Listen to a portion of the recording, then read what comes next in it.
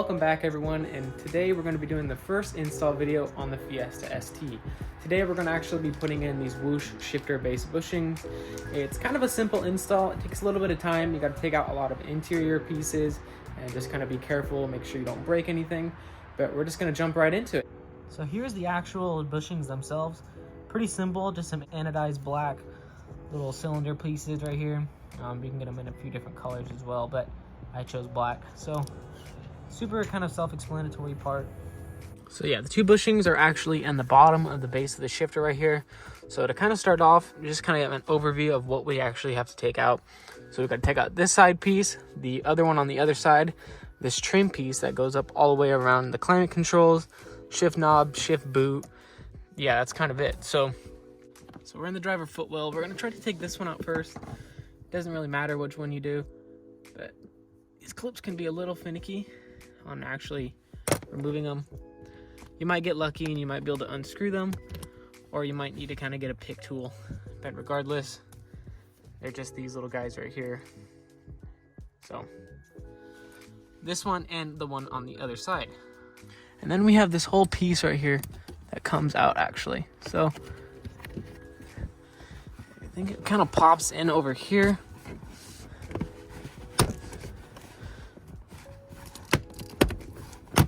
Just take it out.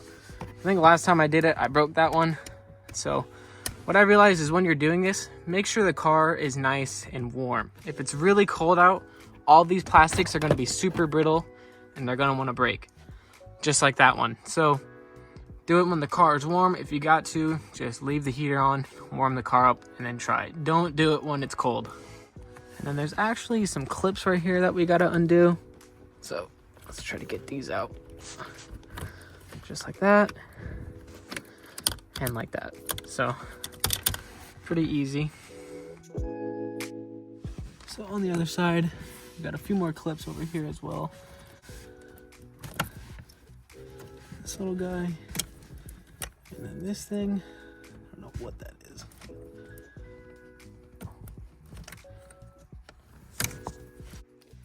So for me, this is the scariest piece right here, is this one right here. It actually comes up from the sides. It's actually this piece, these two pieces, and then it goes all the way up here. So last time I did it, I broke a clip right here. I'm trying not to snap the whole bezel in half or break even more clips, but we're gonna try it, take our time, and hope for the best. So as you saw, just got it out without demolishing it, which is a little scared of, but there's actually a couple of clips on the back there. Undo that, pretty easy. Put your finger and pull them off. So got the piece off without breaking it actually. And it looks like last time when I took it off, I didn't break it, I just lost one of these little white clips. So up next is actually the shift knob, which should just come out. Unscrew it. It's if I didn't cross thread it the last time I put it on, but we'll see.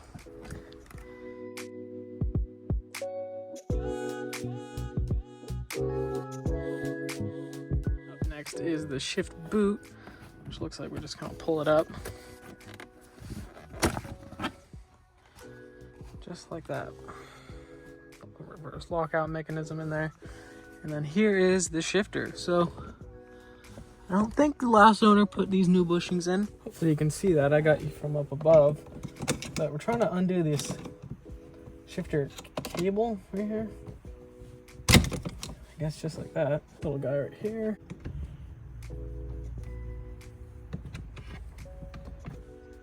So yeah, it's a little ball joint. Pop it off, but now we can move this thing out of the way, and then we can actually get our wrench onto the actual screw right there, and should be able to take it out. I'll figure out how to take this out quicker, and then I'll get it out for you guys. So I got that one out, but then this one, what I actually had to do was this little bracket or cable right here is in there. I just used like a little pry bar, moved it out of the way, and now we should be able to get that one out with some ease, and then we can pop these bushings out and swap them. So alrighty, so I got it out. As you can see, got both of them out. So what we're gonna try to do now is we're gonna grab like a flathead, seeing if we can kind of, or maybe a pick tool, try to get these little rubber bushings out of here. All right, let me try to figure this out, and then I'll show you how to get these out of here. All right, so I got them out. What I did was I got my little pick tool, went in from the inside and just pulled up. So now we got to focus on actually getting these out, which I'm thinking from the bottom, maybe we get some sort of flathead and just kind of do something to get them out, because we're not too worried about keeping them in good condition. And then also they are rubber, so they'll be fine. So I'm gonna get these out. Like I said, let's try to get them from the bottom and push them up, or maybe even pull them down. I'm not sure, but I'm gonna need to have both hands. All right, so I got it out. This is it right here. What I did was essentially I pushed it down through the bottom and kind of just pulled it out from the side. So I pushed down right here and just kind of pulled it out. Use a pick or a screwdriver, but here is the old bushing. So let's compare real quick. So here's the two bushings. Here's the OEM one. Here's the whoosh one. So go together like that. And when we're putting it in there, I'm not sure which one's the bottom or the top. We'll figure it out.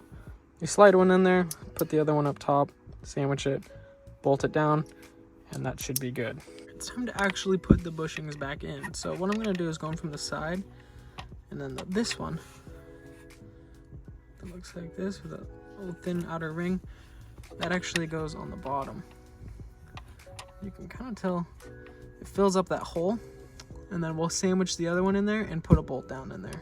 All right, so I got them in there. It's a little hard to tell because they're black, but it takes a little bit of finessing. Put them in there, putting the top bolt or the top bushing, and then actually tightening down the screw or the bolt or whatever. But it's on there. Don't tighten it too tight because the actual shifter base is plastic, so you don't want to crack it or anything. But yeah, so they're in there right now. I think they're lined up. It seems like it. The base on here is pretty solid. So what we're gonna do is we're gonna put these cables back on there, make sure everything is all good in there, and then we should be able to start kind of reassembling this and seeing how it feels.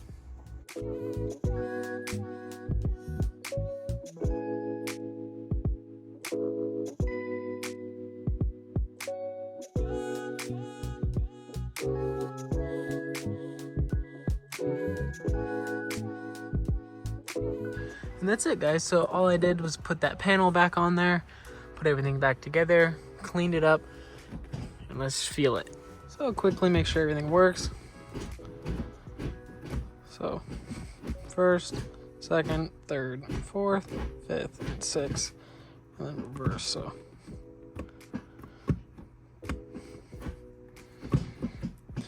yeah, so it feels pretty good. What I would notice off the bat is it does illuminate some slop, and it feels a little bit more mechanical, a little bit more weighted, almost more like a new car. All right, guys, so first little driving impressions here. I just go in between gears, about to pull out right here, so let's see how it feels.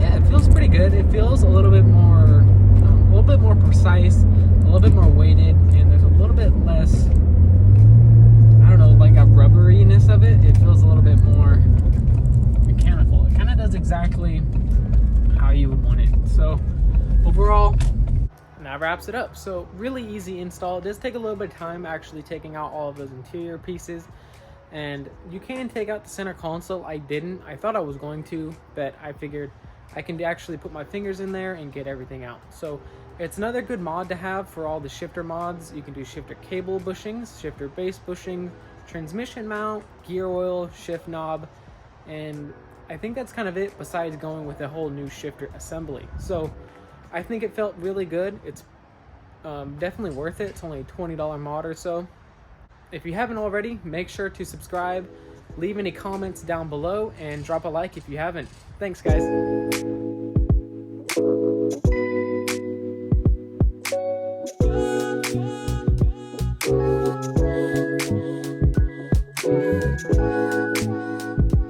you.